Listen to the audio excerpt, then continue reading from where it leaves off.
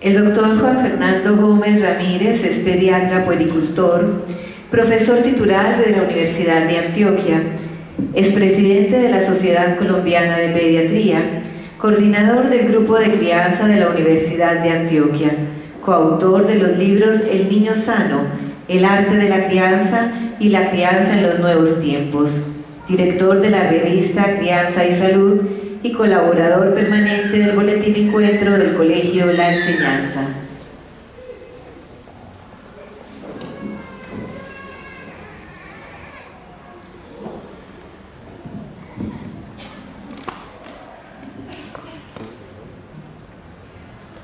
Muy buenos días.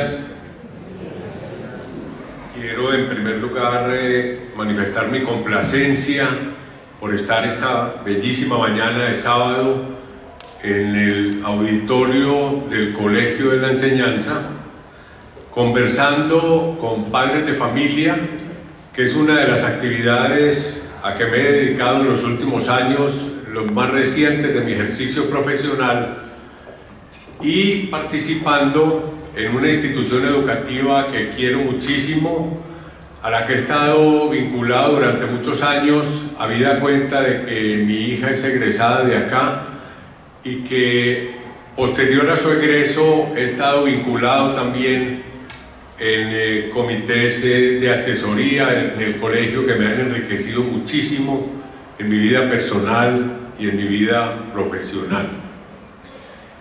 El título de la conferencia es ¿qué esperamos de un niño o una niña preescolar? Sabemos que la edad preescolar es aquella edad de la vida humana comprendida entre los 2 y los 6 años de edad. El niño hasta los 2 años de edad se denomina lactante, luego preescolar hasta los 6 años, luego escolar hasta los 11, luego adolescente.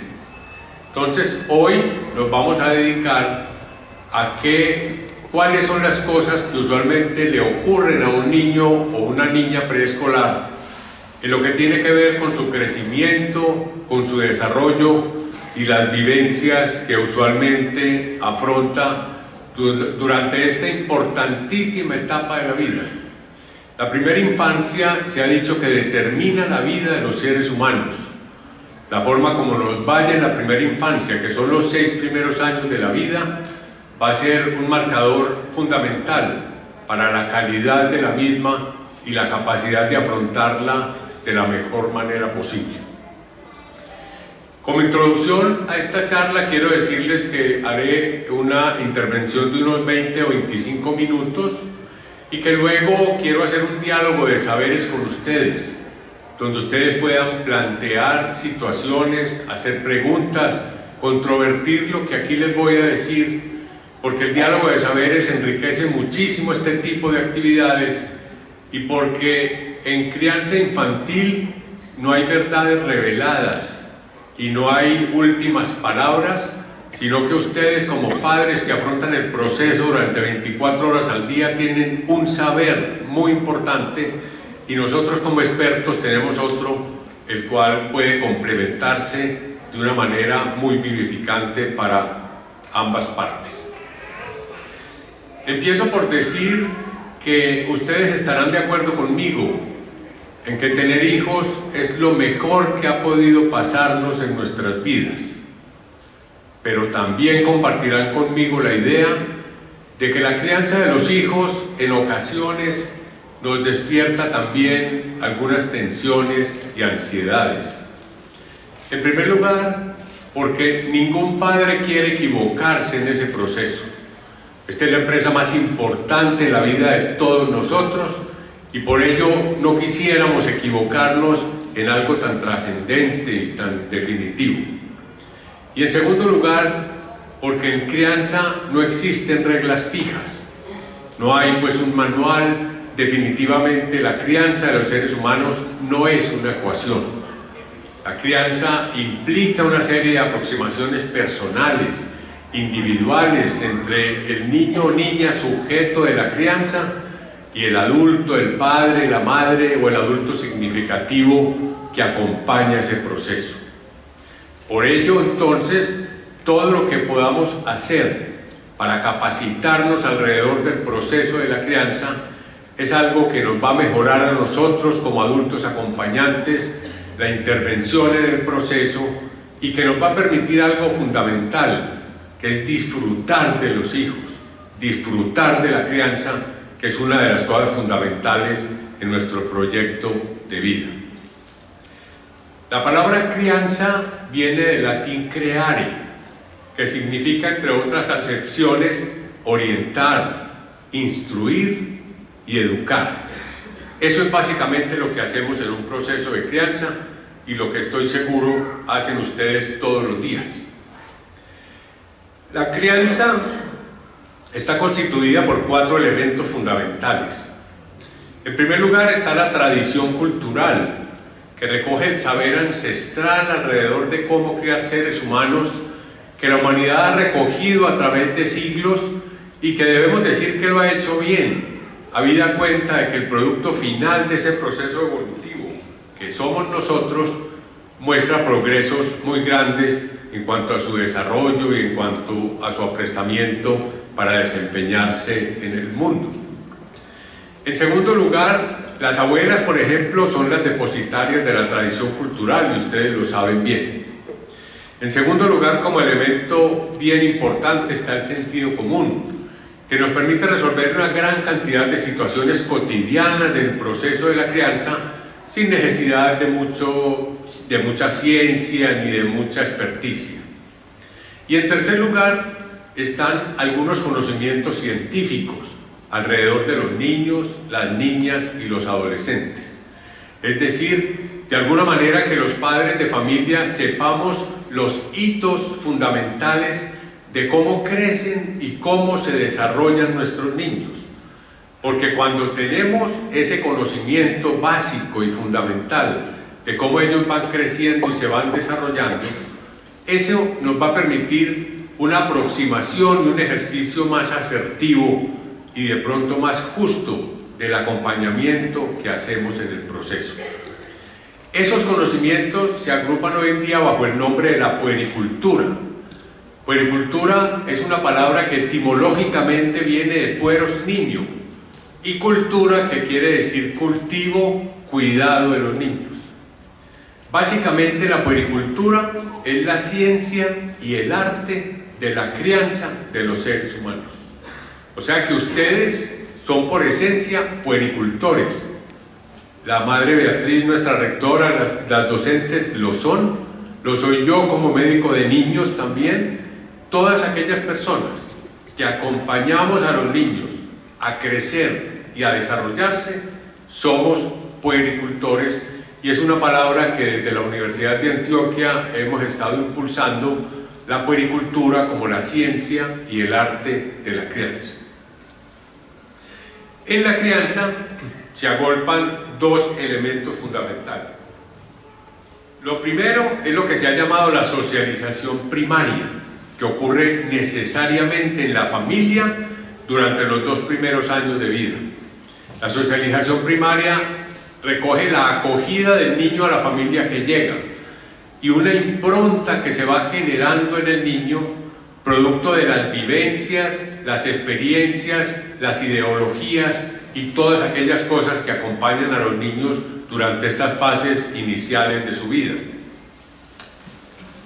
Es así como los valores morales, por ejemplo, como las ideas alrededor de la religión, de la política, de la historia, de la ética, se van dando en la familia y es lo que se llama la socialización primaria. Digámoslo de una vez, que la familia es el nicho ecológico ideal para la crianza. No hay ninguna institución en el mundo mejor para la crianza de los hijos que el hogar, que la familia. Y allí se hace la socialización primaria. A partir de los 2 años, la socialización primaria continúa. La transmisión de valores, de conceptos, de ideas, de historia, de espiritualidad, de ética, continúa, pero empieza a complementarse necesariamente con la presencia, con la coparticipación de las instituciones educativas. Y ahí vamos aterrizando entonces en la situación que ustedes hoy tienen en el colegio, donde a partir de los 3 años los niños van ingresando a la institución educativa bajo las connotaciones de prejardín, jardín y transición, que van a generar desde el punto de vista cooperativo entre la familia y la institución educativa los aprestamientos necesarios para que el niño llegue a la vida escolar lo mejor preparado posible. Es ahí entonces la situación en que ustedes como padres de familia están ahora, en una institución educativa de alto reconocimiento y prestigio, y es en esta mañana donde vamos entonces a conversar un poquito sobre quiénes son esos niños preescolares, sus hijos, desde el punto de vista de la pediatría, que es mi área de formación. Podemos decir entonces que en el periodo de la vida entre los 2 y los 6 años, que corresponde al niño y la niña preescolar, hay una disminución de la velocidad de crecimiento, tanto en peso como en talla. Durante los 2 primeros años de la vida los niños crecen mucho. Ustedes lo pudieron vivir con sus hijos, y entre los 3 y los 6 años ya hay una especie de inclinación de la curva de crecimiento en peso y en talla, porque ya el determinismo biológico lo ha hecho así, hasta el punto de que los niños a esta edad aumentan solamente 2 kilogramos de peso por año en promedio y 4 o 5 centímetros de talla por año, a diferencia del primer año de vida, donde un niño aumenta 7 kilogramos de peso. En la etapa en que están sus hijos ahora, apenas aumentan en promedio 2 kilogramos de peso. O sea que es una etapa de cierta quiescencia, digámoslo así, en cuanto a la velocidad de crecimiento y desarrollo, que está compensada por una inmensa evolución de su desarrollo que tiene que ver prácticamente en todos los niveles, como lo vamos a ver enseguida. Es fundamental, como dato interesante les quiero decir que más o menos a los 2,5 años de edad, la talla que los niños tienen es la mitad aproximada de su talla adulta. O sea que si un niño llega con 85 centímetros a esta edad, es posible que vaya a medir unos 70 más o menos como talla adulta en un cálculo así aproximado. Desde el punto de vista del desarrollo motor, durante este periodo en que están sus hijos, de los 2 o 5 años, hay una inmensa capacidad para desarrollar las capacidades motoras. Los niños van adquiriendo una serie importantísima de habilidades motoras que les permiten correr, brincar, coger una pelota, desplazarse de todas las maneras, empezar a utilizar adminículos mecánicos como el triciclo, como todas aquellas cosas que les permiten movilizarse con una agilidad y una capacidad que de verdad son crecientes.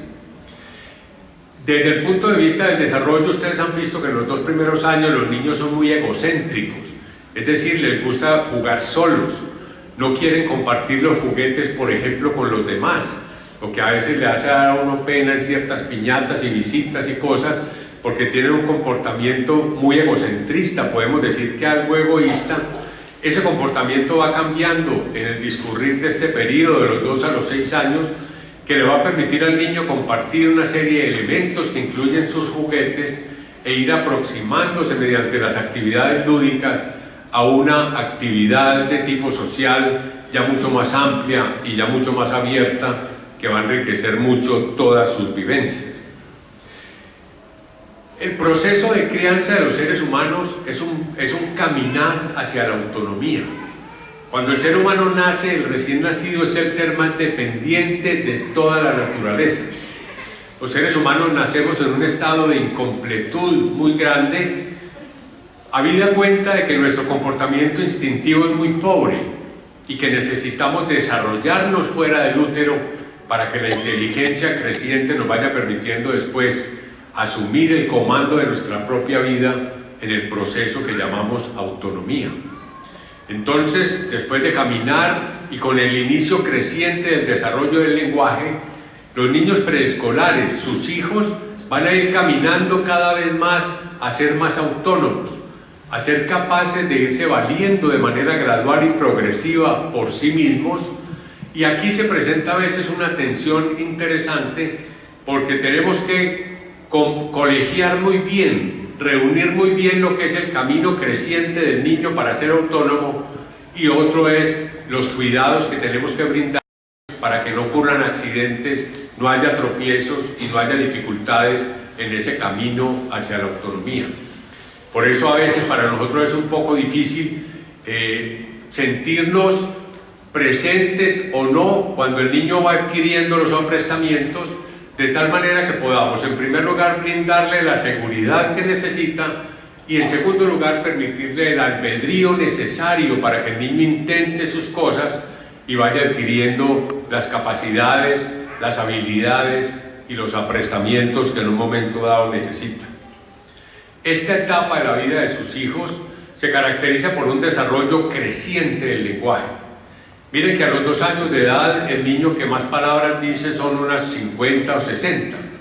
Y para terminar este periodo con un gran número de palabras, hacia los 5 o 6 años la capacidad de construir frases, y un niño, si se quiere ya parlanchín, que es capaz de sostener con el adulto conversaciones a veces que a uno lo comprometen en esa relación dialéctica con ellos, habida cuenta de que las crecientes preguntas de esto por qué, de esto para qué, etcétera, a veces nos agobian, a veces nos sorprenden y casi siempre nos encantan, porque nos permiten aproximaciones cada vez mayores en la relación bilateral que mantenemos con ellos. Un hecho muy importante en esta etapa de los niños preescolares es el perfeccionamiento de la pinza digital, que le va a permitir al niño una gran cantidad de desarrollos motrices finos, que le van a permitir, por ejemplo, la utilización hacia los 4 años de las tijeras protectoras que todos conocemos. Le va a permitir una serie de capacidades grandes que van hacia su autonomía, como es el hecho de poderse abotonar en un momento dado su ropa, y al final del periodo preescolar, en los casos en que se presenta, ser capaz, por ejemplo, de amarrarse sus zapatos, etcétera, en ese proceso creciente hacia la autonomía. O sea que nuestro acompañamiento en esta etapa debe ser un acompañamiento inteligente, donde debemos estar presentes a veces y medio ausentes en otras, para permitir que el niño vaya surgiendo en ese proceso y que vaya adquiriendo cada vez más la capacidad deseable y necesaria de valerse por sí mismo. Bien interesante entonces es saber que las oraciones que el niño va utilizando en el proceso de adquisición creciente del lenguaje nos permiten ya una relación con ellos muy interesante. Inclusive desde el punto de vista médico, ustedes saben muy bien que entre los 9 meses y los 2 años y medio el niño llora siempre donde el pediatra, se opone con todas sus fuerzas al examen, etcétera, porque no existe todavía una comunicación del lenguaje que le permita entender los procedimientos que nosotros hacemos, y cuando le miramos la faringe a un niño con un bajalenguas, él siente que lo van a ahorcar, que lo van a ahogar, porque no tiene todavía el acceso al lenguaje que le permite entender sus situaciones. Esto se va superando de manera creciente a medida que la edad avanza, y hacia los 3 años de edad la relación pediatra-niño es armónica, es agradable, es una relación de verdad bastante enriquecedora como elemento madurativo de la relación del niño con los adultos que están a su alrededor. Podemos ver entonces que desde el punto de vista temperamental, los niños preescolares con frecuencia son muy impulsivos. Ustedes pueden ver que pasan de la alegría, de la tranquilidad y de la obediencia muchas veces a la agresividad, a convertirse en retadores, el llanto frecuente y a veces comportamientos de tipo oposicionista que vemos con frecuencia entre los 2 y los 6 años de edad. Esto tiene una explicación neurológica y psíquica muy clara, habida cuenta de que uno de los bastiones de la crianza es la adquisición progresiva del autocontrol. Uno de los elementos determinantes de los seres humanos mientras nos avanzamos en el proceso de crianza es adquirir el autocontrol, esto es la gestión y el manejo de nuestras emociones. Cuando el ser humano nace no tiene ningún control de la emoción. Miren ustedes que el recién nacido es el elemento primario por excelencia. Tiene una necesidad y llora, tiene un dolor y llora y busca como único mecanismo el llanto para comunicarse y solicitar del adulto la atención necesaria en un momento determinado. A medida que el niño va avanzando en su lenguaje, el llanto va empezando a disminuir notablemente como elemento de comunicación y ya van a aparecer los gestos, los sonidos y después el lenguaje para poder manifestar lo que se siente en un momento determinado. Igual cosa pasa con las emociones y con los impulsos. Por ello, el niño de 3, de 4 años es muy impulsivo, con frecuencia tira las cosas, con frecuencia se irrita, y las pataletas, por ejemplo, que se inician desde el año y medio y que pueden acompañarnos hasta los 4 o 5 años de edad, no son más que una expresión de esa impulsividad manifiesta de los niños ante la incapacidad de manifestar mediante el lenguaje el sentimiento negativo que están sintiendo muchas veces por una contrariedad. Por eso las pataletas se consideran un hito normal en el desarrollo de estos niños y hacia los 4 o 5 años se considera también un hito normal su desaparición. Si uno como padre de familia sabe que una pataleta es un evento normal, porque el niño no es capaz de expresar con el lenguaje lo que está sintiendo, y que no debemos concederle lo que pide mediante una pataleta porque vamos a reforzar ese comportamiento, ese padre de familia será capaz de afrontar de mejor manera una situación que a todos nos ha ocurrido, a todos nos ha pasado, que en un almacén de estos grandes no le compramos al niño una cosa que pidió, el niño se tira al suelo, se revuelca, uno empieza como a sudar, se arrima una señora y dice que de pronto será una convulsión, se complica más la cosa y uno no sabe qué hacer, si darle 2 palmadas, echárselo al hombro, meterlo al carro, qué hacer en un momento determinado. Pero si sabemos que es un hito normal de su desarrollo, que la pataleta le va a pasar, que vamos a estar ahí serenos y tranquilos, y que una vez pasada la pataleta, y solo una vez pasada la pataleta, el niño va a quedar suavecito y tranquilo y nos va a escuchar lo que le queramos decir, pasada la pataleta y no durante el momento de la misma, donde el niño ha roto todos los canales de comunicación con el adulto. Miren ustedes cómo estos elementos, si los conocemos de una manera anticipatoria, si nuestro pediatra nos dice que a partir de los 10, 15 meses, y ahora se están adelantando a todos los niños, inclusive a las pataletas, si saben qué es lo que la produce y cómo se afronta, vamos a tener un manejo más asertivo y más justo de un evento que es madurativo y que si se maneja de manera adecuada, nos va a permitir que desaparezca en un tiempo relativamente rápido y que va a constituir un avance en el manejo de la frustración por parte de nuestros hijos, que es un elemento fundamental también del desarrollo. Nuestros hijos tienen que aprender a frustrarse, por eso no debemos darle todo lo que piden a veces de manera caprichosa, porque sabemos que en la vida tenemos que ir aprendiendo a manejar la frustración, a gestionarla, a no derrumbarnos frente a la frustración y frente a las dificultades, porque las encontrarán ellos y nosotros necesariamente en el discurrir de nuestra vida, y lo que tenemos que aprender es a salir fortalecidos de esa dificultad para intentar otra vez y para afrontar nuevas dificultades de una manera creciente y lo más asertivo posible. Este temperamento impulsivo se va morigerando, digámoslo así, a medida que el niño va avanzando y prácticamente desaparece cuando se ingresa a la vida escolar, donde ya hay un patrón mayor de discernimiento, por ejemplo, donde ya el patrón ético y de valores y de disciplina va creciendo y ya la situación va permitiendo otros enfoques mucho más tranquilos y mucho más manejables desde todo punto de vista. Miremos entonces que esta edad de nuestros hijos, en primer lugar, es fundamental en el discurrir de la vida para el desarrollo.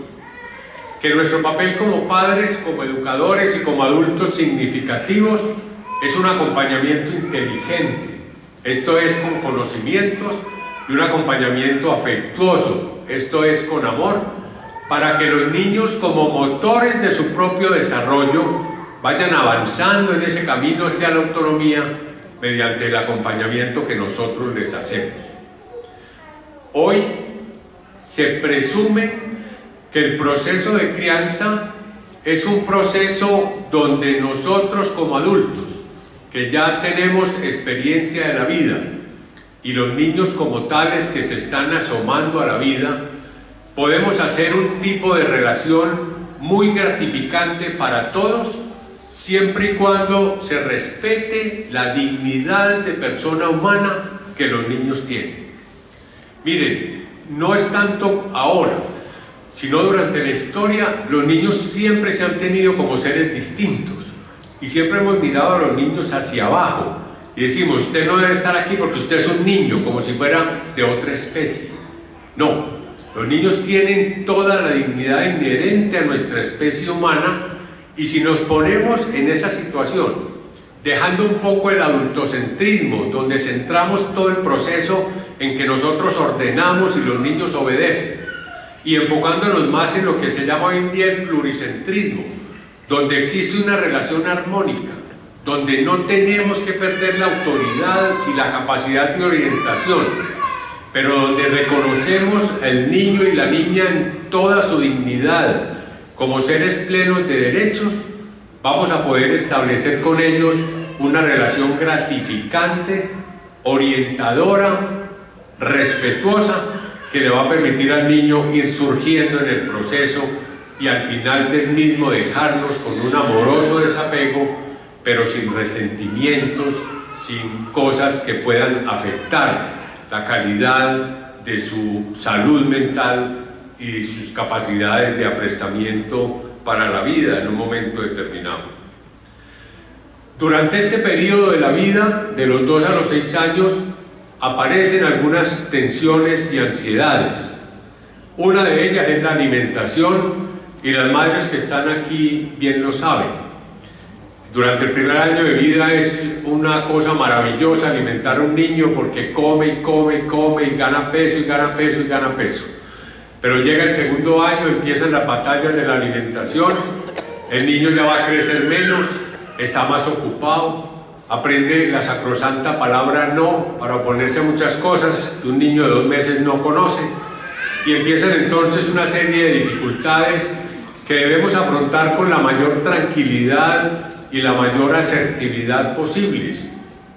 Habida cuenta de que el hambre es un imperativo biológico y que si logramos afrontar con nuestros niños esa sensación y respetar la saciedad en un momento determinado, ofrecer unas dietas que sean agradables a los sentidos, escoger los momentos de ingesta de alimentos como los momentos más felices del día, etcétera, etcétera, nos van a permitir de verdad hacer de esta relación alimentaria que es tan importante durante la crianza en los primeros años algo armónico y algo útil.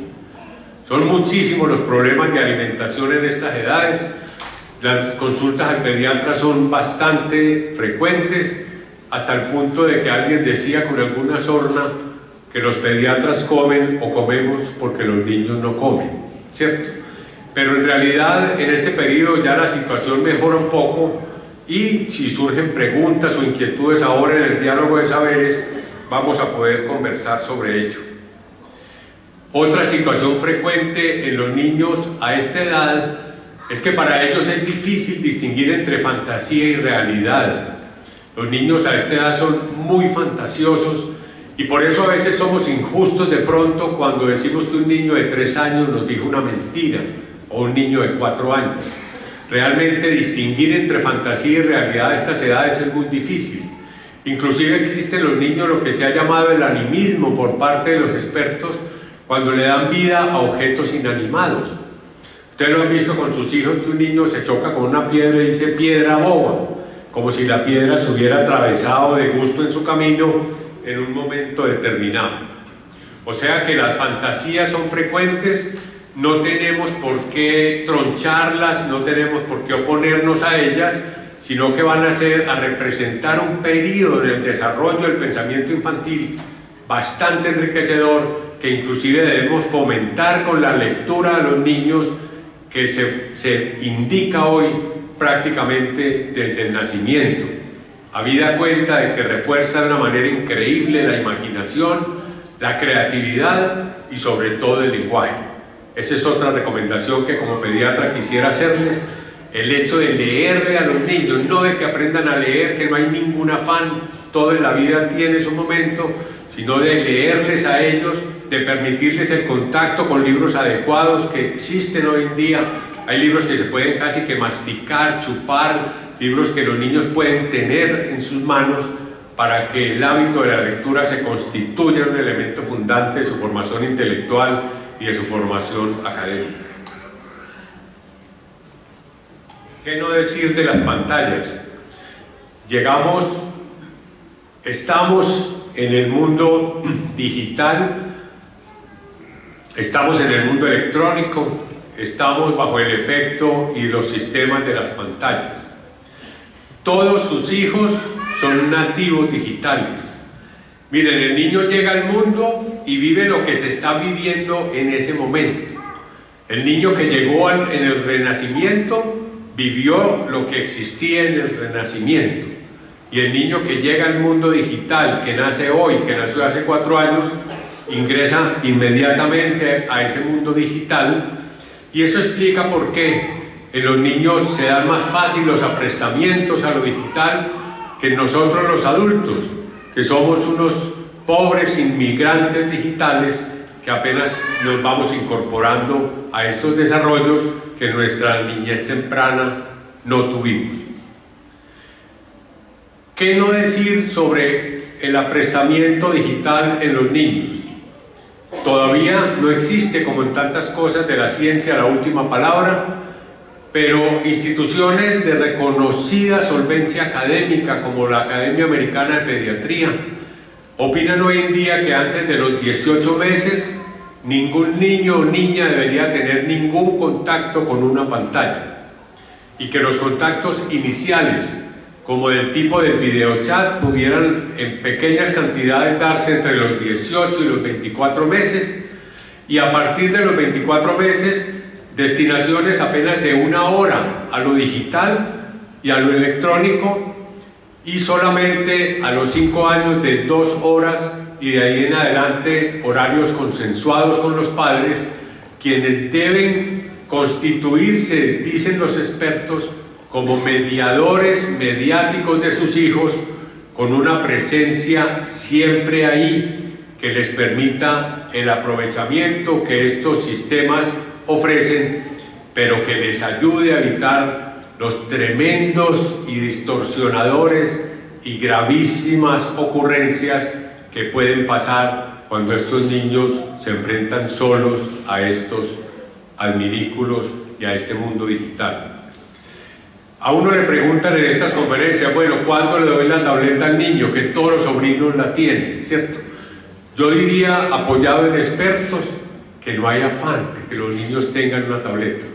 Miren, en el momento en que el niño se vaya a hacer un aprestamiento digital, lo adquiere rapidísimamente.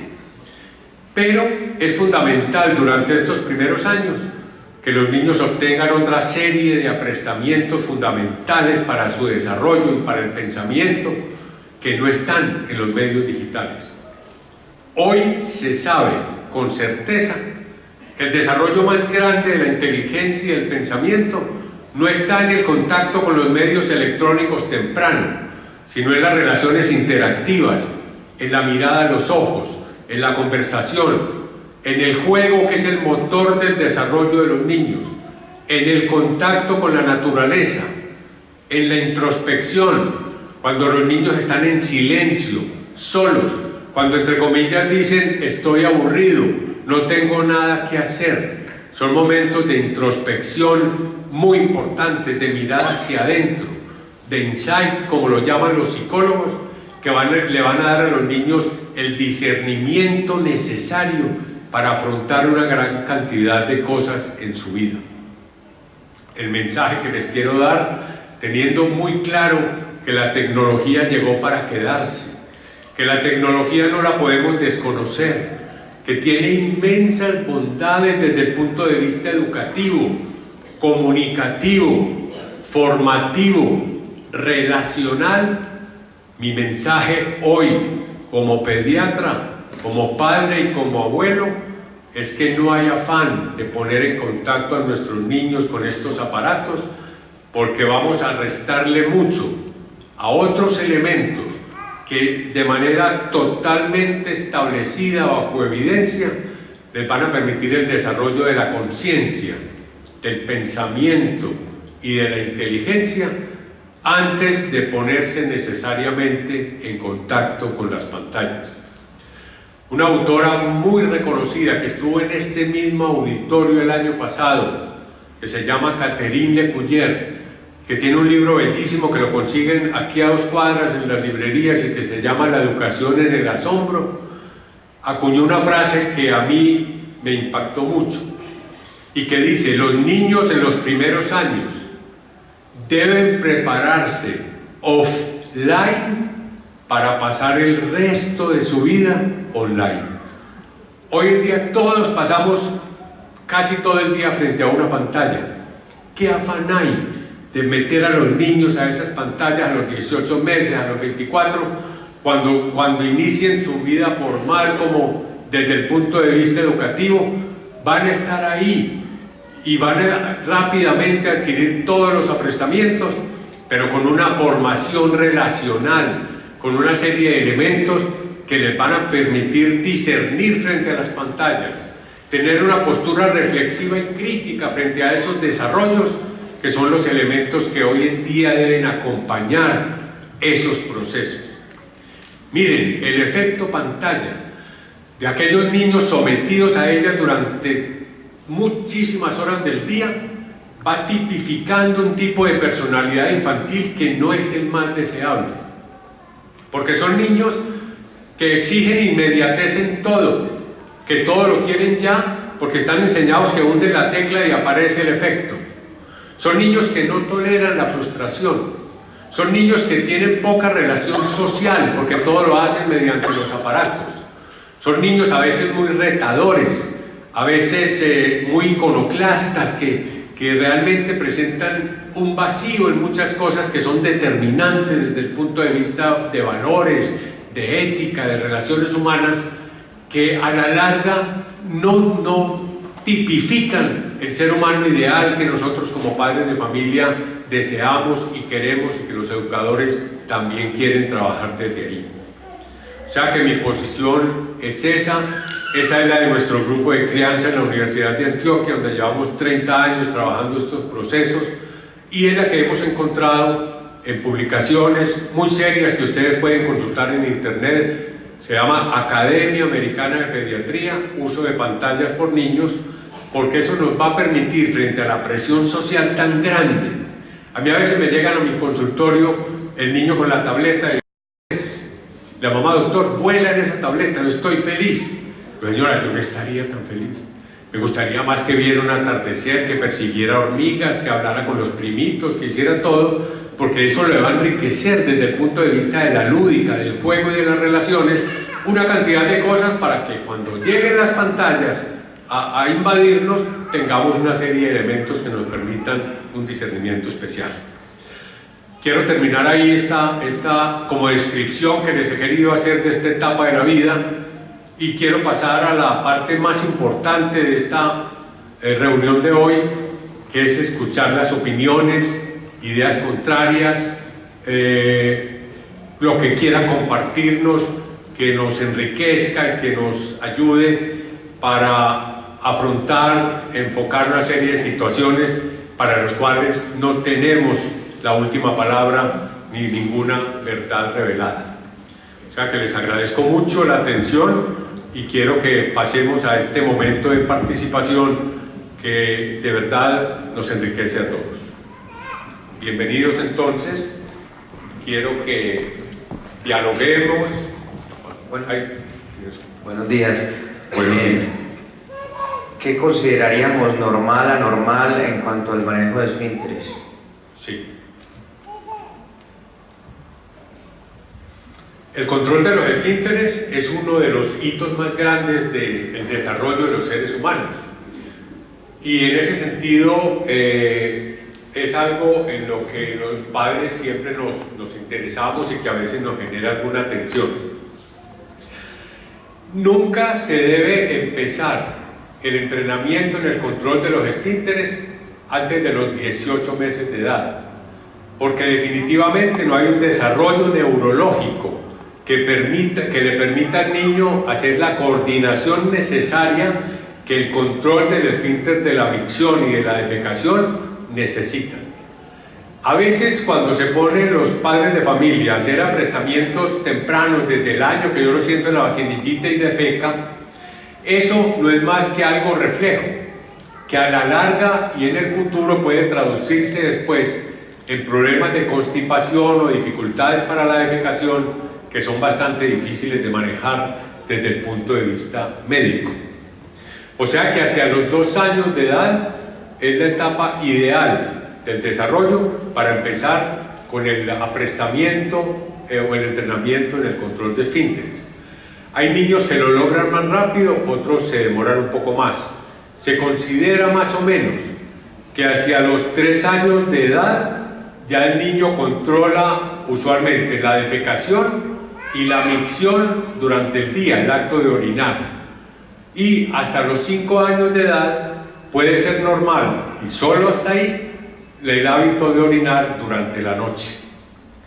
En ese aprestamiento a los esfínteres, el niño va dando, y ustedes lo saben por sus hijos e hijas, va dando como unas señales, porque a veces, específicamente en el proceso de la defecación, del cual se es mucho más consciente a estas edades, el niño a veces llama la atención cuando está defecando, hace una serie de gestos, o muchas veces hace la connotación de que defecó en el pañal y ya empieza a dar una especie de aviso, que vamos a fomentar desde el punto de vista de acompañamiento con la compra de un recipiente, de una vacinilla, que va a permitirle al niño ir conociendo este artefacto, este adminículo que en su edad va a ser importante, y a través de la imitación de los padres y de una serie de mensajes sostenidos, pero no ansiosos ni tensos, le vayan permitiendo al niño por repetición ir encontrando cada vez más la forma de controlar sus esfínteres. Hay muchas variaciones, pero usualmente se controla primero el esfínter defecatorio y después los esfínteres de tipo miccional. Ese sería lo que quisiera decirles con lo preventivo de que antes de los 18 meses no se hace y que en general es un proceso, y ahí cuando hay necesidad de guardería, por ejemplo, o los jardines infantiles pueden ayudarnos, porque la imitación en la crianza es determinante y puede hacer el proceso mucho más fácil. Eso sería como lo fundamental a ese respecto. ¿Alguna inquietud, pregunta, idea, algo que quieran compartir?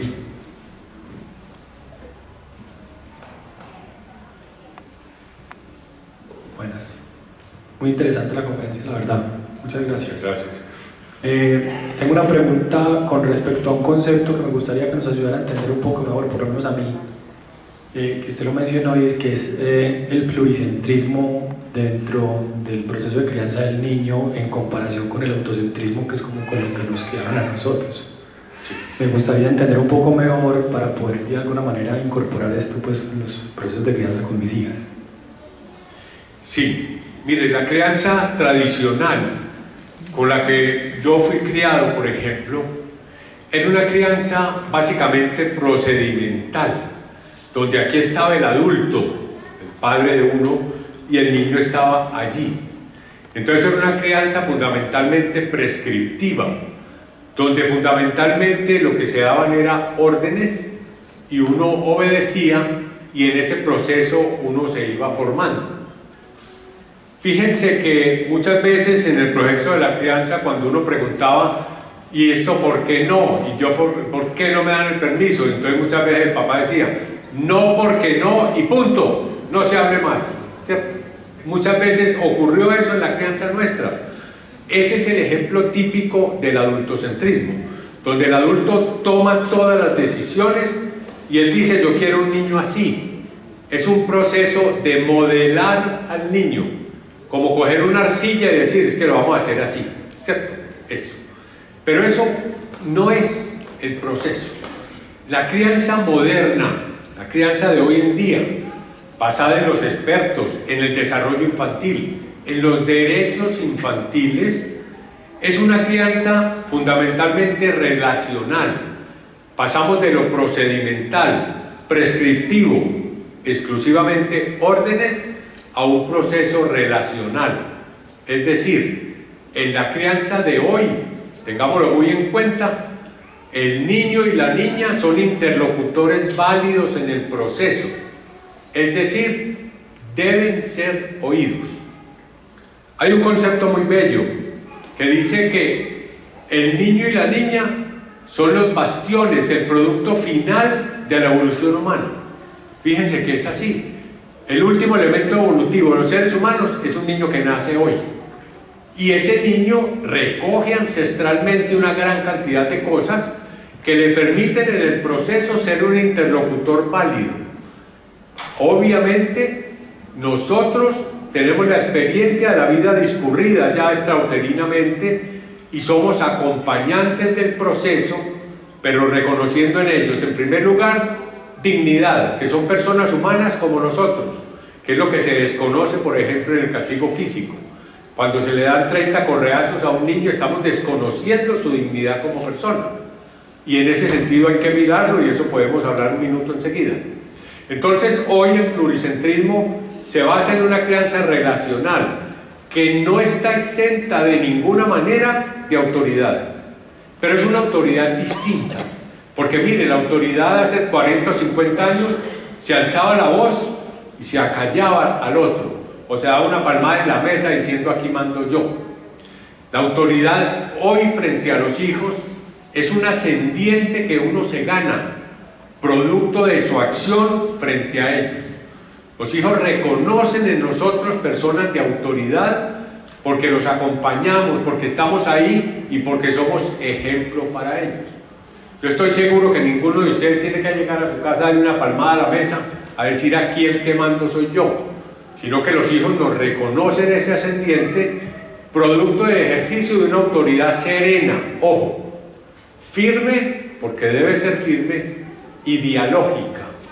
Hoy en día, cuando uno da una orden, debe tener la capacidad de explicarla, y al explicarla y ver la lógica de un límite que estamos imponiendo, por ejemplo, tenemos todo el derecho a exigir su cumplimiento, porque estamos explicando. Antes no se explicaba. En la connotación adultocéntrica se daban órdenes. En la pluricéntrica se reconoce todas las personas, aunque la orientación y la autoridad la seguimos teniendo nosotros. Ojo a eso. No hay crianza humana que sirva sin autoridad. Pero autoridad con estos adjetivos: benevolente, serena y firme, entendida como algo que se nos reconoce más que algo que nosotros decretamos a gritos, que ya nos lleva a una noción de poder que es muy distinta de autoridad en la relación padres-hijos en un momento determinado. Yo tengo una conferencia que la trabajé mucho tiempo y que se llama Lo que los hijos nos enseñan. Y de verdad que cuando uno profundiza en estas materias, son muchas las cosas que los hijos también nos enseñan a nosotros. Y ustedes deben reconocer, como yo, que la crianza de los hijos nos ha cambiado a nosotros. Son muchas las cosas que han cambiado. Incluso hay evidencias imaginológicas en el cerebro que demuestran que el cerebro de un padre es distinto a cuando no tenía hijos. Eso es real. Es un proceso interactivo muy enriquecedor, donde la orientación la tenemos nosotros, pero en el ejercicio de una autoridad benevolente, serena y firme, en una connotación pluricéntrica. Ese sería. Mire, es que nuestros abuelos no se preocupaban por la crianza. Muy queridos, los queremos mucho y todo, pero ellos daban órdenes y seguían silbando o le pegaban a un muchacho y salían a conversar. Es decir, no había como ese discernimiento, esa autocrítica que uno maneja como padre de familia, ¿cierto? Y que a veces nos angustia un poco, pero que yo creo que es muy favorable para la especie humana que uno sepa por qué le está exigiendo a un niño una cosa que antes se hacía muchas veces de una manera que no tenía un sustento lógico, ético, racional, que yo creo que en la relación entre seres humanos, así sea adulto o niño, debe estar presente. Debe estar presente. Ese sería más o menos el concepto. Nosotros tenemos una página web en la Sociedad Colombiana de Pediatría donde trabajamos mucho todo eso. Es www.crianzaysalud.com. Yo la coordino y hay muchas cosas sobre adultocentrismo y todo este concepto que está muy en boga en el mundo hoy en día. Allí, bien puedas, si quieres, a Soto Boche. Gracias, buenos días. En esa autoridad benevolente que estás mencionando, definitivamente desaparece la condición de castigo o el acto del castigo. Muy interesante. Vea, hay una serie de elementos que son claros. En el discurrir de la crianza, los niños con mucha frecuencia incurren en conductas que no son deseables que se repitan. El ser humano cuando nace es un producto muy inacabado. El niño cuando nace no tiene conciencia moral, no tiene conciencia social, no tiene patrones de comportamiento. Ese proceso de la crianza es lo que va a llevar a que el niño incorpore la cultura, la disciplina, el comportamiento, todas estas cosas. Y para que ello ocurra, es necesario que nosotros como adultos acompañantes y como padres confrontemos aquellas situaciones y vivencias en que incurren los niños que la sociedad y nosotros consideramos que no son adecuadas y que no es deseable que se repitan. Lo importante es que esa confrontación no debe estar acompañada de contacto físico, de elementos que impliquen dolor y humillación hacia el niño. En términos muy claros, de castigo físico. Los golpes, los correazos, los chancletazos están proscritos en el mundo de hoy como elemento de crianza. Reconozco que es algo que tiene un ascendiente inmenso desde lo ancestral, casi desde épocas bíblicas, el castigo físico, y que desmontarlo de la crianza no ha sido ni será un proceso fácil. Pero hoy en día se sabe que el castigo físico no es un elemento pedagógico en la relación con los niños, que el castigo físico, el golpe, el correazo, le va a enseñar al niño cuando se perpetúa en el contexto de la crianza que la violencia es una forma de relacionarse entre los seres humanos y en ese sentido el niño va a incorporar elementos violentos en su relación con los demás. A veces en un preescolar uno ve niños demasiado agresivos y cuando se mete en la vida familiar encuentra que la agresividad es un patrón de comportamiento, incluyendo el castigo físico en esa familia en un momento determinado. Hay un aforismo muy sabio que dice: el que pega para enseñar está enseñando a pegar. Mire, el que pega para enseñar está enseñando a pegar. Hay una descripción clarísima de lo que son las desventajas del castigo físico, porque permite cambiar una conducta a cortísimo plazo. El muchacho que le dieron una pena por un mal comportamiento es perfectamente capaz de repetir el mismo comportamiento pero al escondido para que no le peguen. O sea, que no genere el autojuicio, la autocrítica frente a una acción en un momento determinado, sino que ese niño va a estar repitiendo al escondido para que no recibir el golpe en un momento determinado. ¿Qué hay que hacer?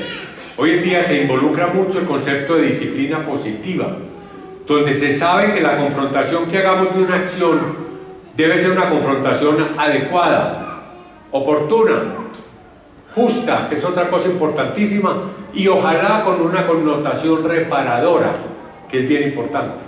Que el niño vaya empezando a entender que esa acción debe repararse, y eso es bien importante. Les voy a dar un ejemplo muy corto. Si un niño entra a la casa con los tenis empantanados a morir que estaba jugando fútbol y pasó por el tapete blanco y lo volvió nada, si fuéramos a hablar de castigo físico, yo le daría una pela bien grande para que respete y sepa que ese tapete no se ensucia. Pero un enfoque puede ser, le decimos, en primer lugar, vas a lavar los tenis que ves como entraste con ellos y vas a lavar este tapete hasta que te quede blanquito como estaba. Miren que no le hemos pegado, no le hemos insultado, no ha tenido dolor. Hace eso y la próxima vez que entre desde la esquina se quita los zapatos porque lavar un tapete es lo más cansón que hay. Entonces tenemos una acción reparadora frente a algo que no queremos que se repita, sin necesidad de pegarle, decirle bruto, que tal cosa, etcétera, etcétera. Y ejemplos de eso pudiéramos tener muchos que nos permitan que el dolor, la humillación, es que piensen ustedes, a mí me tocó todavía algo de Correa, lo reconozco y adoro la memoria de mis padres, pero me tocó. Pero piensen ustedes qué siente uno en el suelo después de 5 correazos, sea un pensamiento positivo, bonito, reconstructivo, armónico, después de una humillación de esta. Y piensen hoy, cuando uno ha dado 3 palmadas, quién sabe silbando y feliz, que porque ya salí de eso, no. Uno como padre queda maluco, queda incómodo, o no. Son situaciones que uno ve que no funcionan bien, pero que de ninguna manera debe traducirse en una permisividad, que el niño haga lo que quiera. No, podemos confrontar las cosas mirando a los ojos, podemos confrontarla con consecuencias negativas de actos que no queremos que se repitan. Si el niño le pegó a la hermanita de una manera horrible y el papá le iba a llevar el sábado al partido nacional, no vas al partido nacional por lo que hiciste hoy. No le estamos pegando, no le estamos humillando, no le está doliendo físicamente. No va por lo que hizo hoy, es una acción por algo que hizo.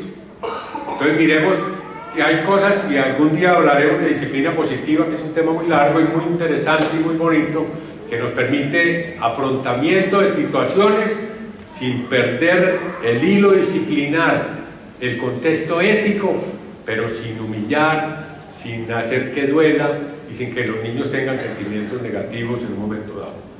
Madre, ¿estamos de tiempo o hay tiempo para otra intervención? La última intervención, si alguien quiere, allí están alzando 2 manos, bien puedan.